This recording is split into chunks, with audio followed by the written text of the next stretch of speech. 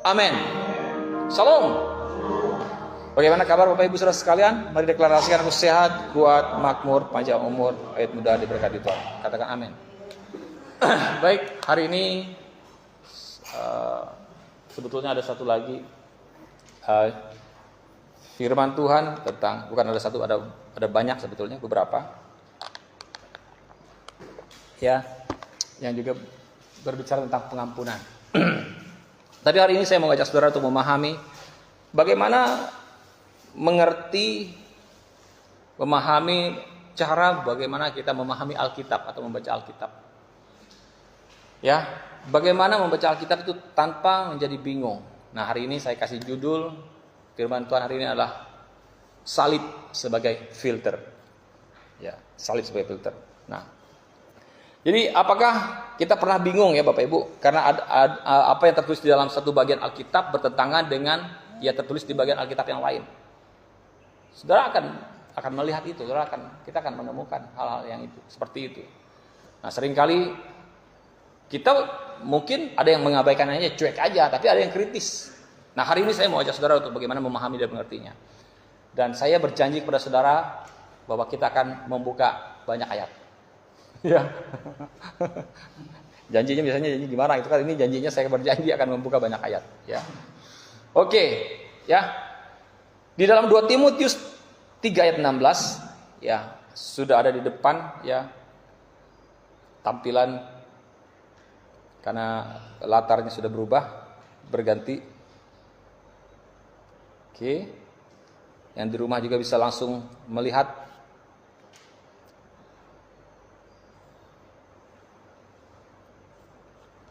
Sudah bisa tampil ayatnya? Belum? Kenapa? Sehat, kuat, makmur. Ayatnya 2 Timotius 3 ayat 16.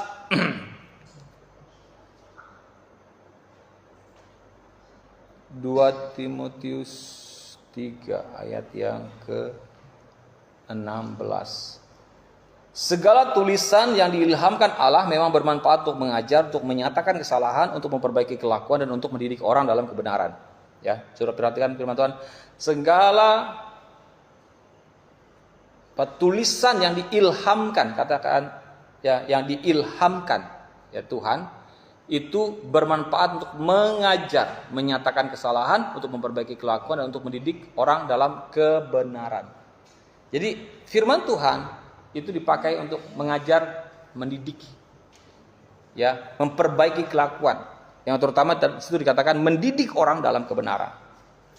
Nah, dalam 2 Timotius 2 ayat 15, 2 Timotius 2 ayat yang 15-nya mengatakan seperti ini. Bahwa usahakanlah supaya engkau layak di hadapan Allah sebagai seorang pekerja yang tidak usah malu, yang berterus terang memberitakan perkataan kebenaran ini. Saya mau mengambil kata bagian yang berterus terang memberitakan perkataan kebenaran ini. Amin. Dalam Rasul Paulus mengatakan artinya apa? Kita harus membaca Alkitab, ya. Kita harus dapat memilah firman kebenaran secara tepat. Oke. Hari ini saya betul-betul mengajar saudara untuk bagaimana supaya tidak bingung dalam memahami Alkitab. Oke. Situ dikatakan dalam bahasa Inggrisnya rightly dividing the word of truth. Kita harus dapat memilah firman kebenaran secara tepat. Nah, bagaimana caranya untuk memilah kebenaran secara tepat? Ya, seperti yang firman Tuhan tadi katakan, diilhamkan, firman yang diilhamkan untuk mendidik orang dalam kebenaran. Bapak Ibu, amin. Jadi ada 2 pertanyaan yang harus kita tanyakan setiap kali membaca Alkitab. Nah, ini yang saudara harus perhatikan. Ada 2 pertanyaan, ya, yang setiap kali kita membaca Alkitab. Pertanyaan pertama, apa yang ayat ini maksudkan di bawah terang karya salib yang sempurna? Yang kedua, siapa penulisnya, kepada siapa ditujukan, dan mengenai apa? Oke. Bagian yang pertama adalah apa yang ayat ini maksudkan? Apakah dia berada di bawah terang salib Kristus yang sempurna? Ayat ini ditulis. Yang kedua, siapa penulisnya? Kepada siapa dia ditujukan? Ya, dan mengenai apa? Artinya apa? Bahwa salib sebagai filter. Apa itu filter? Penyaring. yang menyaring. Ya, jadi kalau baca Alkitab harus tahu konteksnya di mana. Kalau kita baca di Perjanjian Lama, firman Tuhan mengatakan bahwa Allah menghukum manusia. Manusia tidak taat, dihukum. Tetapi di Perjanjian Baru dikatakan demikianlah sekarang tidak ada lagi penghukuman bagi mereka yang ada dalam Kristus Yesus. Kan bertentangan. Yang mana yang saudara percaya? Yang mana saudara mau hidupi? Berarti ini nggak konsisten. Nah, makanya saya katakan salib sebagai filter. Hari ini saya mau mengajak saudara untuk memahami bagaimana membaca Alkitab. Apakah yang tertulis ini before cross atau after cross? Apakah yang tertulis ini sebelum salib? Apakah setelah sudah salib? Apakah yang tertulis ini adalah berbicara tentang karya yang tertulis berbicara tentang ketaatan di bawah hukum Taurat, atau berbicara tentang ketaatan Yesus di dalam kasih karunia-Nya? Ini yang harus kita pahami. Ya, Perjanjian Lama dengan hukum Taurat yang ada di dalamnya berbicara tentang bagaimana manusia untuk bisa mencapai Tuhan dengan ketaatannya, dengan kedisiplinannya. Tetapi Perjanjian Baru dengan kasih karunia Tuhan adalah bagaimana Tuhan datang ke dunia untuk membawa manusia kepada tempatnya. Ya kan? Perjanjian Lama dengan hukum Taurat itu kita berusaha untuk datang ke Tuhan dengan cara kita untuk datang ke Tuhan sampai ke tempat Tuhan. Tapi Perjanjian Baru berbicara tentang Tuhan yang datang kepada kita untuk membawa kita datang kepada Dia. Nah, itu yang menjadi perbedaan. Ini yang harus kita pahami. Before cross, after cross. Amin. Nah, jadi saudara harus memahami ini. Jadi salib sebagai filternya. Hari ini saat kita mendengar banyak orang ya berkhotbah, ya banyak orang menyampaikan firman Tuhan, kita bisa menyimpulkan isi khotbah mereka, ya, membuat yang dimana isi khotbahnya itu membuat salib seolah-olah tidak penting, ya, seolah tidak membuat perbedaan apapun. Makanya saya katakan, jika engkau masih hidup di dalam satu kesadaran dirimu akan dosa sebagai manusia yang berdosa, apa gunanya salib? Apa gunanya Yesus mati bagi kamu? Kalau engkau berpikir bahwa engkau masih ada dalam kutuk, apa gunanya Yesus? Sudah mati membebaskan kamu dari kutuk dosa dan hukum maut. Ya, ini konteks bagi kita yang sudah percaya pada Yesus. Bagi orang yang di luar Yesus, ya oke, mereka masih hidup dalam kutuk, makanya masih hidup dalam dosa. Mereka masih belum menerima pengampunan Tuhan karena mereka tidak percaya kepada Tuhan Yesus. Tapi bagi kita yang ada dalam Yesus Kristus, firman Tuhan mengatakan tidak ada penghukuman. Nah, jadi banyak orang Kristen yang terjebak dalam sebuah dalam sebuah ketidakmengertian bagaimana memahami tentang Alkitab. Nah, hari ini saya mau ngajak saudara untuk betul-betul hidup di dalam firman kasih karunia untuk memahami apa yang Yesus Kristus lakukan. Kita harus melihat Yesus secara utuh. Ya, tidak hanya melihat kembalian di Pondok Daud. Saya bagikan Bapak Ibu Saudara sekalian, ada orang mengatakan seperti ini, bahwa mungkin orang ini kan atau gereja apalah sebutnya, mungkin kita sering katakan ya orang itu beda-beda gitu kan. Ya, atau gereja itu beda-beda, ya ibaratkan kita melihat suatu benda gitu, mungkin yang gereja ini atau orang ini misalnya gitu melihat dari sisi sini katanya, terus yang lainnya melihat dari sisi sini, yang lainnya melihat lagi dari sisi sini, yang lainnya lagi melihat dari sisi sini, ya dari sisi yang di belakang sini. Nah, jadi pertanyaan saya, apa asiknya jikalau engkau seumur hidupmu hanya melihat dari satu sisi? Yesus itu harus dilihat secara utuh. Menjadi fokus kita itu adalah Yesus. Ya, yang Tuhan inginkan kita itu melihat Dia secara utuh, melihat Dia dari berbagai macam sisi, dari seluruh sisi. Bagaimana mungkin engkau bisa hanya seumur hidupmu hanya melihat Yesus dari sisi pantatnya saja, dari sisi belakangnya saja, kamu cuma lihat rambutnya, nggak pernah lihat mukanya, atau dari sisi sampingnya saja, cuma lihat sebelah tangannya sini, nggak pernah lihat seluruh seutuhnya. Atau hanya lihat dari sisi bagian bawah, ada bagian bawah, ada bagian atas, oke, ketinggalan, ya kan? Mungkin kamu cuma lihat bagian telapak kakinya saja, atau lihat kepalanya saja. Apa asiknya? Apa indahnya? Jadi kita tidak bisa berlindung dengan sebuah konsep atau pengertian seperti itu. Ya mungkin kamu hanya orang-orang ini beda-beda dari sisi ini. Oke lah, ada orang yang memang seperti itu, tapi kita harus mencapai dalam suatu titik di mana kita harus melihat semua sisi. Kehidupan kita ini harus kita lihat dari semua sisi. Masalah itu juga harus kita lihat dari semua sisi, komprehensif secara menyeluruh. Baru kita selesai, baru kita tahu apa yang harus kita lakukan. Sama dengan kita melihat Yesus. Oke? Saya ada saya dari sejak masa kecil saya mengenal Tuhan, bertobat. Saya ada dalam sisi-sisi yang dulu saya ada di situ. Tapi hari ini saya berharap, saya berdoa, mungkin ini adalah sisi yang terakhir yang saya lihat.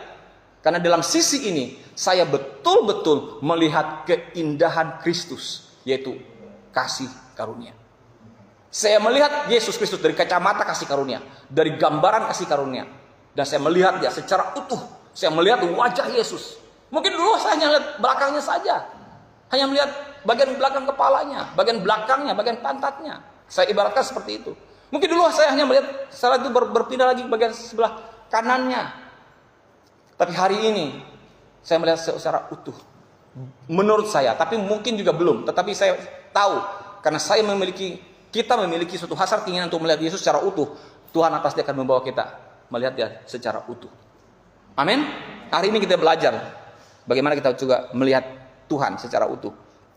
Jadi kita banyak mendengar orang menyampaikan firman Tuhan dan menyimpulkan isi khotbah mereka, dan kita bisa menyimpulkan isi khotbah mereka bahwa mereka membuat salib itu seolah tidak penting, seolah tidak membuat perbedaan apapun. Padahal Bapak Ibu, kematian Yesus di salib adalah satu-satunya peristiwa terpenting dalam sejarah manusia. Amin. Jadi jangan membuat salib menjadi sia-sia dengan seluruh pengertian pemahamanmu. Bertumbuhlah dalam pengertian. Jangan bertahan dengan satu pengertian ini saja. Jangan bertahan dengan satu teologi ini, dengan pemahaman ini. Yang dari dulu sampai sekarang. Kita harus bertumbuh, kita harus membuka diri kita. Open-minded. Ya, untuk melihat Yesus secara utuh. Amin. Jadi sebelum salib, itu perjanjian lama yang berlaku. Oke. Amin. Saya ulang, sebelum salib perjanjian lama yang berlaku. Tetapi setelah salib yang berlaku adalah perjanjian baru yang berdasarkan kasih karunia. Sehingga apa? Sehingga membuat perjanjian lama itu menjadi usang, menjadi kuno, menjadi kadaluarsa. Mana itu Pak? Perjanjian lama kuno, usang, kadaluarsa. Coba kita melihat ayatnya dulu. Ibrani 8 ayat 13. Ibrani 8 ayat yang ke-13.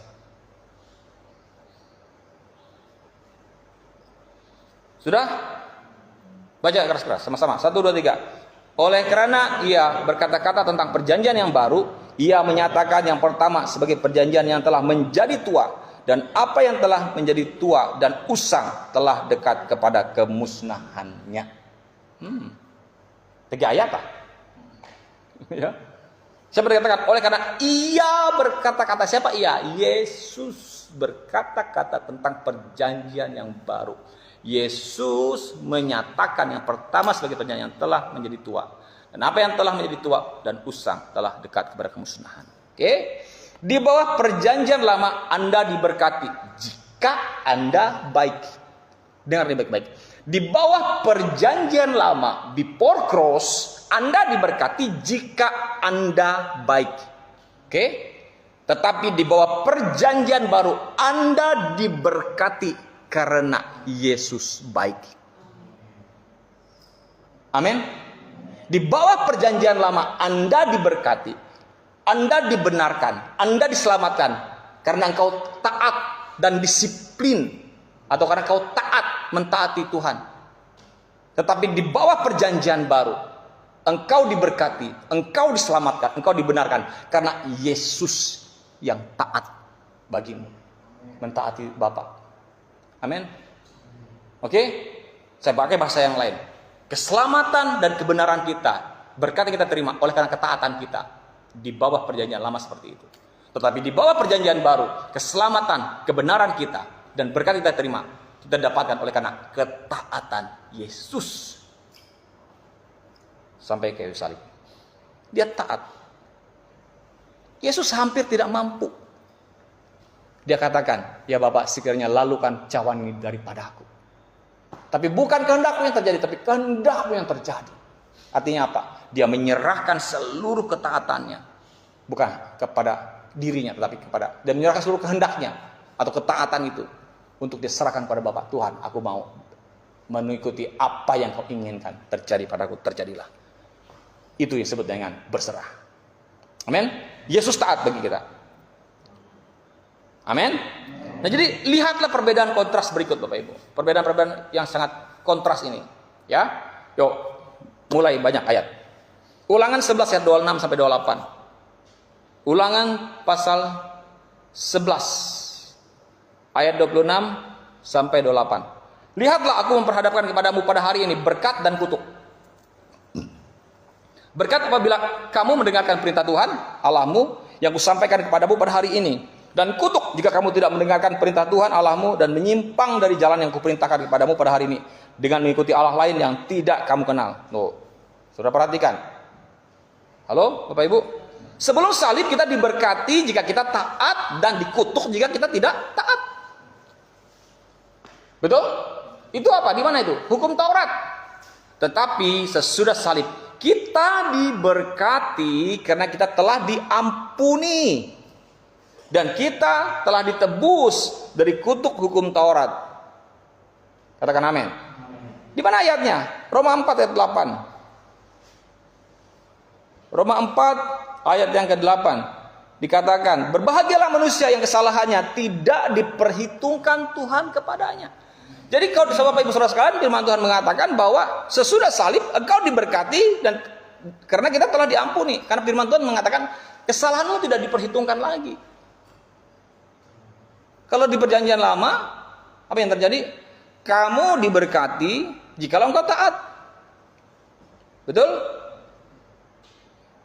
Sebelum salib itu yang terjadi. Diberkati jika kita taat, dikutuk jika kita tidak taat. Kalau zaman perjanjian baru karena kasih karunia, nggak ada lagi kutuk. Ngapain lagi kamu percaya sama kutuk? Untuk apa Yesus Kristus mati kayu salib? Untuk membebaskan kamu dari kutuk dosa dan kutuk maut, hukum maut. Nggak ada gunanya kematian Yesus kalau kamu masih percaya dengan kutuk yang akan menimpa dirimu. Maksudnya kutuk masih memang ada, tetapi kutuk tidak akan menimpa dirimu. Karena Yesus sudah menebus engkau dari kutuk itu. Katakan amin. Ya, di perjanjian baru sesudah salib, apa yang terjadi? Kita telah diampuni. Kemudian dalam Galatia 3:13 juga dikatakan Yesus sudah menebus kita dari kutuk Taurat. Ya, sebelum salib kita mengampuni supaya kita diampuni Tuhan. Ayatnya di mana? Matius 6. Nah, ini dia. Sudah lihat? Matius 6 ayat 14.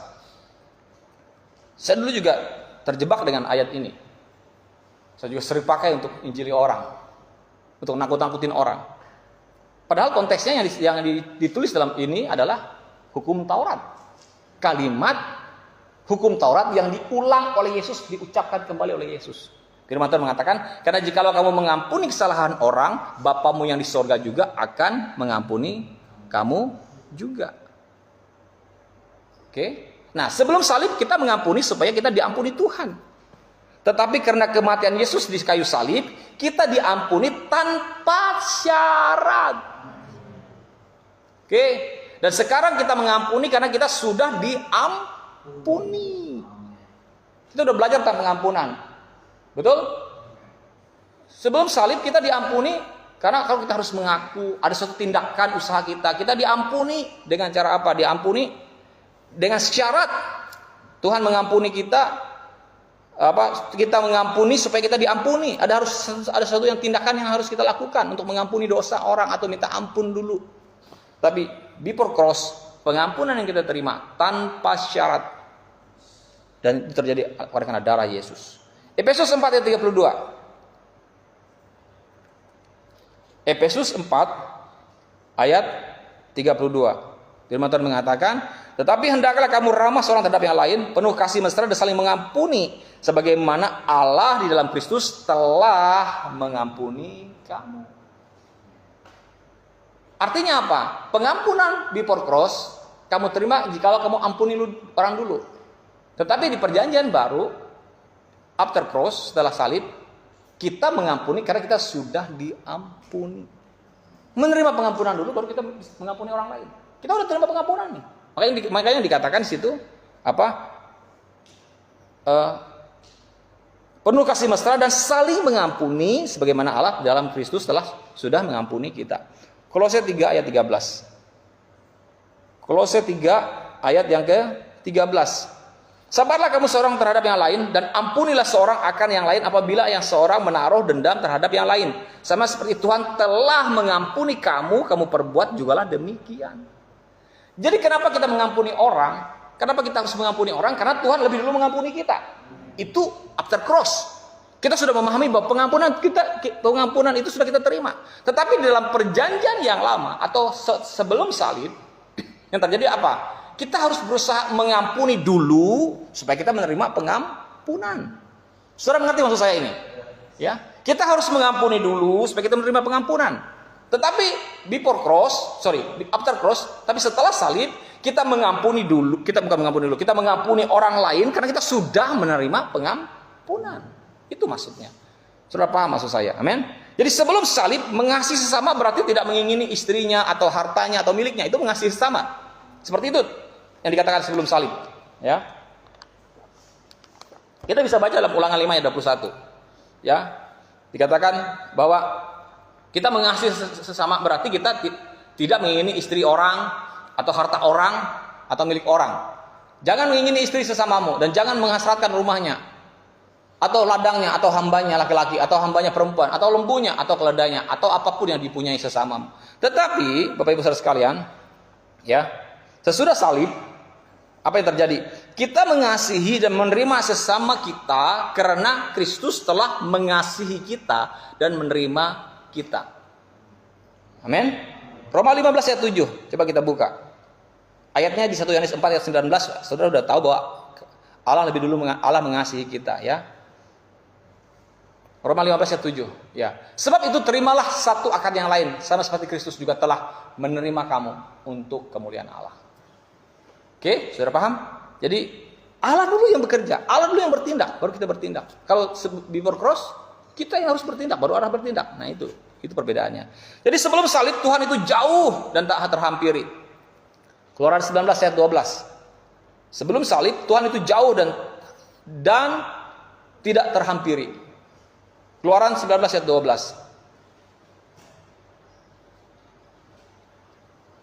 Sebab itu haruslah engkau memasang batas bagi bangsa itu berkeliling sambil berkata, jagalah baik-baik. Keluaran 19 ayat 12. Jangan kamu mendaki gunung itu atau kena kepada kakinya. Sebab siapapun yang kena kepada gunung itu, pastilah ia dihukum mati. Allah jauh, susah dihampiri. Kalau kau hampiri dia, mati. Oke? Tapi setelah salib, apa yang firman Tuhan katakan?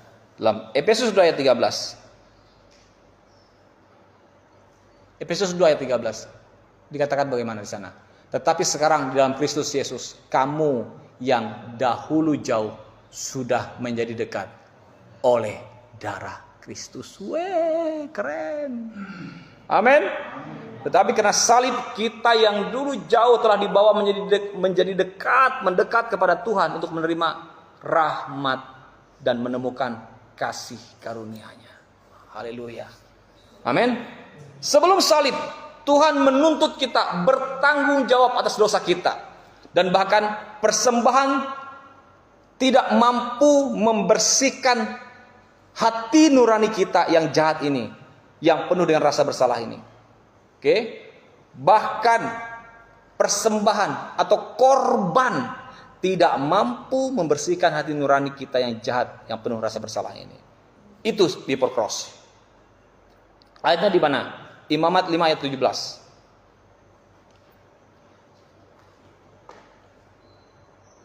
Jika seorang berbuat dosa dengan melakukan salah satu hal yang dilarang Tuhan tanpa mengetahuinya, maka ia bersalah dan harus menanggung kesalahannya sendiri. Jadi manusia harus bertanggung jawab dengan kesalahannya sendiri. Oke, itu before cross. Tetapi after cross, apa yang terjadi? Keren banget. Ibrani 10 ayat 22.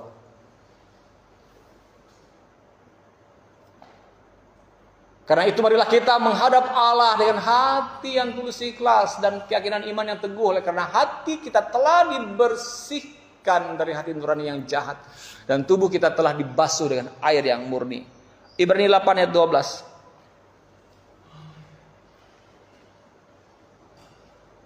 Sebab aku akan menaruh belas kasihan terhadap kesalahan mereka dan tidak lagi mengingat-ingat dosa mereka. Sebelum salib Tuhan menuntut kita bertanggung jawab atas dosa dan kesalahan kita. Tetapi setelah salib apa yang terjadi?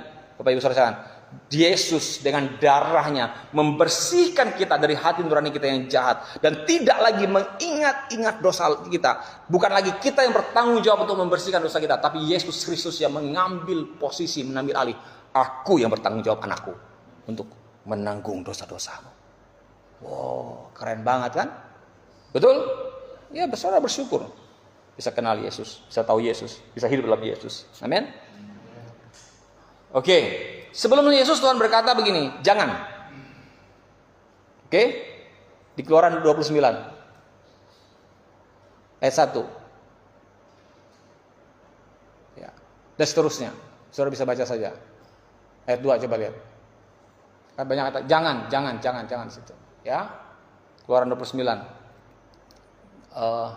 Gak usah dibaca karena banyak. Ya, terus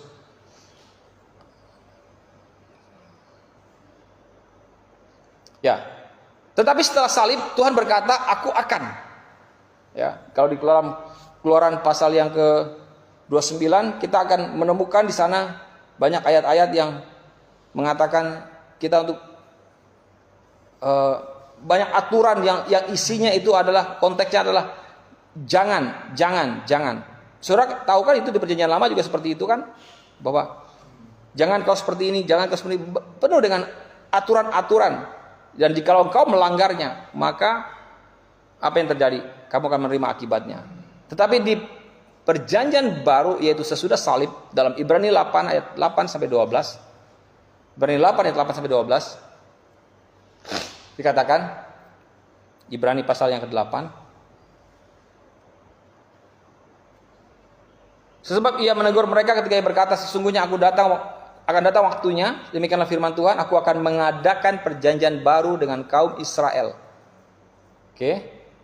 Dan dengan kaum Yehuda, bukan seperti perjanjian yang telah kuadakan dengan nenek moyang mereka pada waktu aku memegang tangan mereka untuk membawa mereka keluar dari tanah Mesir, sebab mereka tidak setia kepada perjanjianku dan aku menolak mereka, demikianlah firman Tuhan Allah. Maka inilah perjanjian yang kuadakan dengan kaum Israel sesudah waktu itu, demikianlah firman Tuhan, aku akan menaruh hukumku. Oke.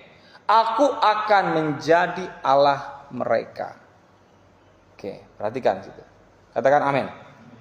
Oke. Ayat 12. Sebab aku akan. Jadi sudahlah, pokoknya kita lihat, gak usah kita baca semuanya. Jadi sebelum salib Tuhan berkata jangan. Tapi sesudah salib Tuhan Yesus Kristus Tuhan berkata apa? Aku akan.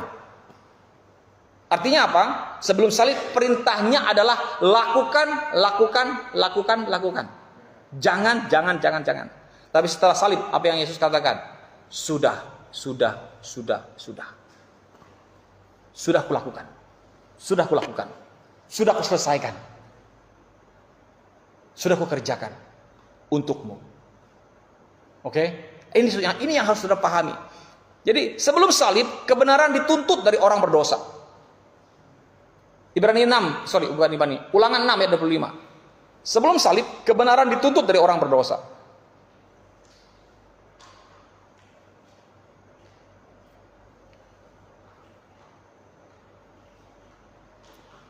Ibrani 6 ayat 20 berapa? Ayat 25.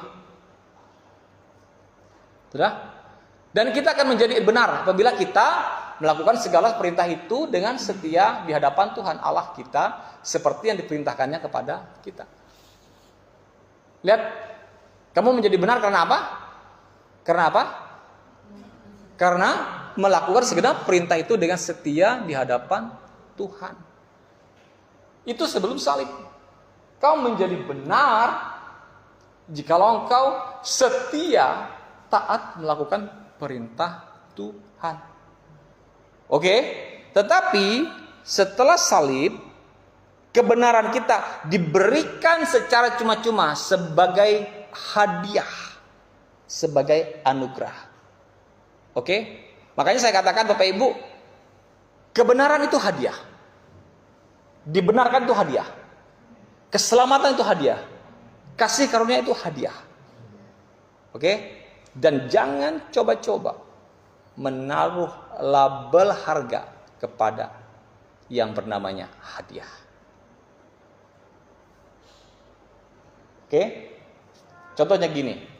Kita kan bisa memungkinkan kan? Kita dikasih hadiah oleh orang. Kasih hadiah, lalu kita jual. Ya hadiah kan gratis kan? Tapi lalu kita bikin harga lagi, label, karena kita menjualnya, kita bikin harganya. Bikin labelnya. Cuci muka kamu. Saya agak terganggu lihat matamu yang gini. Cuci muka dulu.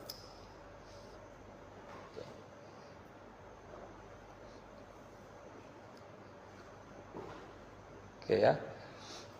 Nah jadi Bapak Ibu saudara sekalian, sebelum salib, Bapak Ibu, ya, kebenaran dituntut dari orang berdosa. Tapi setelah salib, kebenaran diberikan secara cuma-cuma sebagai anugerah, sebagai hadiah. Roma 5 ayat 17. Firman Tuhan mengatakan. Roma 5 ayat 17. Sebab jika oleh dosa satu orang mau telah berkuasa oleh satu orang itu, maka lebih benar lagi mereka yang telah menerima kelimpahan kasih karunia dan anugerah kebenaran akan hidup dan berkuasa oleh karena satu orang itu, yaitu Yesus Kristus. Kata telah menerima artinya apa? Bahwa engkau telah diberikan hadiah. Amin. Amin. Jadi kebenaran diberikan secara cuma-cuma melalui kematian Yesus, dan itu sebagai hadiah. Jadi sebelum salib, dosa Adam berarti penghukuman bagi seluruh manusia. Roma 5 ayat 18. Ya, sebelum salib, dosa Adam berarti penghukuman bagi seluruh manusia. Sebab itu sama seperti oleh satu pelanggaran semua orang beroleh penghukuman, demikian pula oleh satu perbuatan kebenaran semua orang beroleh pembenaran untuk hidup. Jelas bahwa sebelum salib dosa Adam berarti penghukuman bagi seluruh manusia. Tetapi sekarang tidak ada penghukuman bagi mereka yang ada dalam Kristus Yesus. Roma 8 ayat 1. Sesudah salib, firman Tuhan mengatakan tidak ada penghukuman bagi engkau yang ada dalam Kristus Yesus. Jadi saat membaca Alkitab, Bapak Ibu, kita harus bertanya, apakah ayat yang sedang kita baca ini menceritakan perjanjian lama yang menghukum para pendosa, atau menceritakan perjanjian baru kasih karunia yang membuat pendosa jadi orang benar? Jadi kalau kita baca Alkitab, itu yang harus kita pahami. Konteksnya kepada siapa itu disampaikan, ya? Jika kita adalah orang yang percaya, ya, Bapak Ibu, kita tidak perlu takut terhadap hukum Taurat. Oke? Saya ulang, jikalau engkau adalah orang yang percaya kepada Yesus, engkau tidak perlu takut terhadap penghukuman hukum Taurat. Oke? Sebaliknya apa? Bersukacitalah karena saudara dan saya, karena kita adalah kebenaran Bapa dalam Kristus Yesus. Setiap hari Minggu saya selalu mengajak saudara untuk mendeklarasikan, aku adalah kebenaran Bapa dalam Yesus Kristus. Ada ayatnya dalam 2 Korintus 5 ayat 21. 2 Korintus 5, ya, 2 Korintus pasal 5 ayat yang ke-21. Oke, sudah?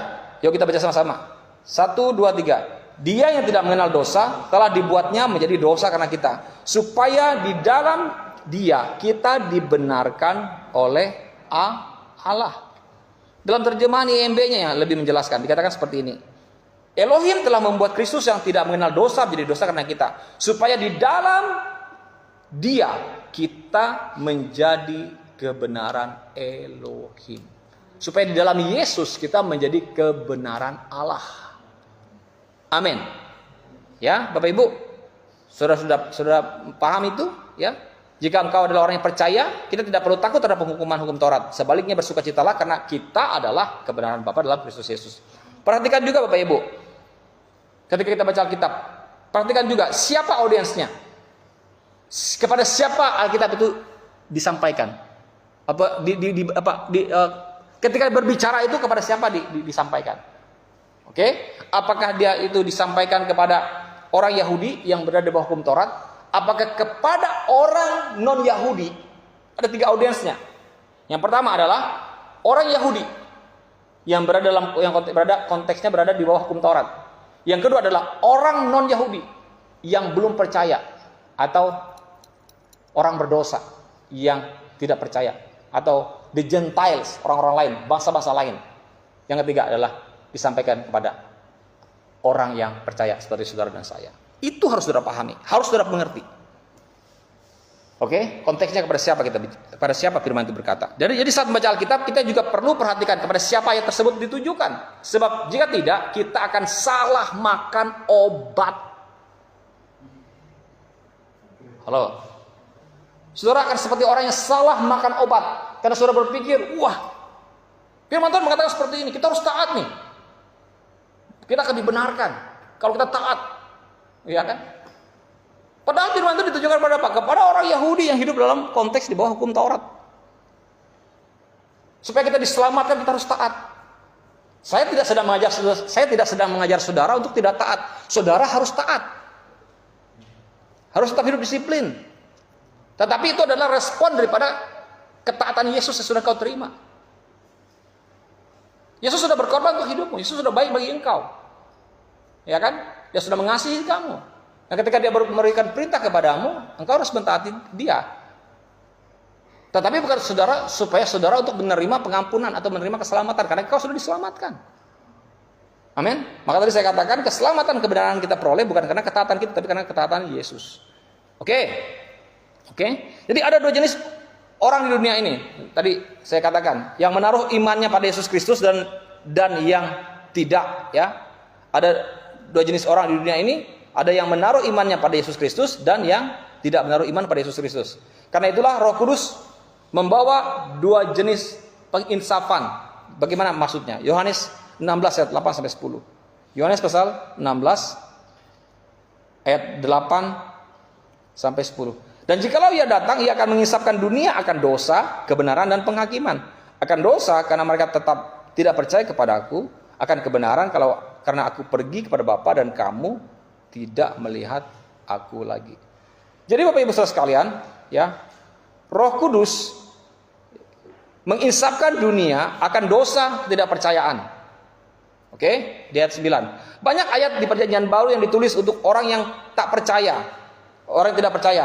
Paulus, Yohanes, Petrus, Yudas dan Yakobus menyampaikan pesan kepada orang yang tidak percaya, yang tidak menyadari kebutuhan mereka akan juru selamat. Oke.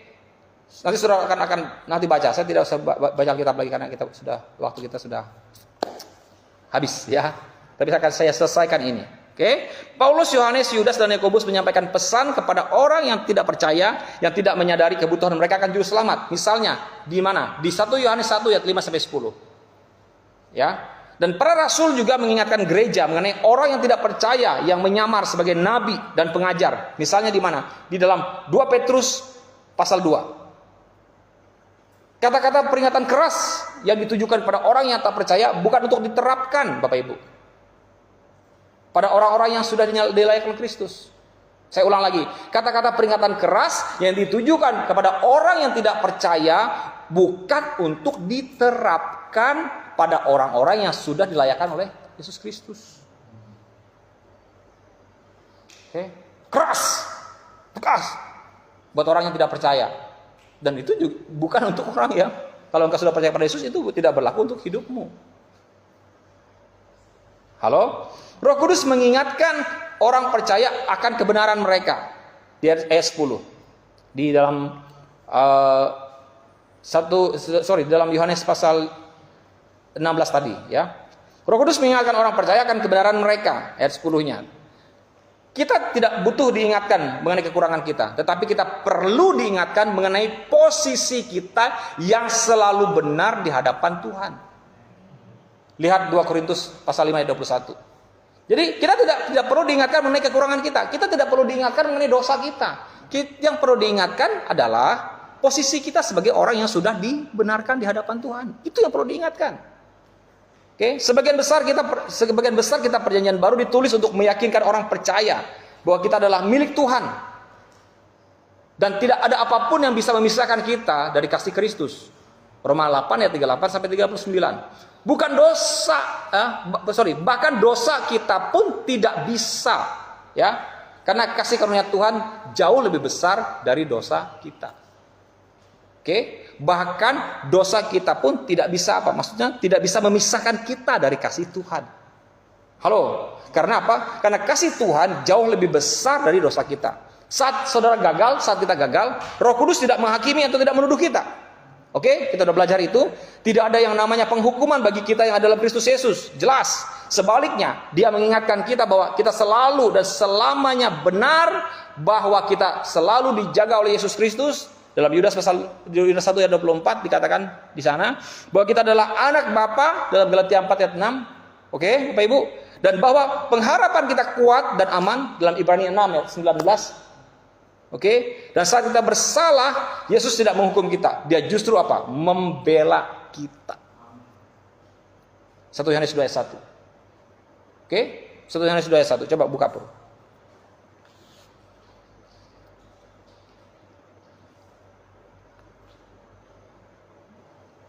Ya, anak-anakku, hal-hal ini kutuliskan kepada kamu supaya kamu jangan berbuat dosa. Namun jika seorang berbuat dosa, kita mempunyai seorang pengantara pada Bapa, Yesus Kristus yang adil. Artinya apa? Yesus membela kita.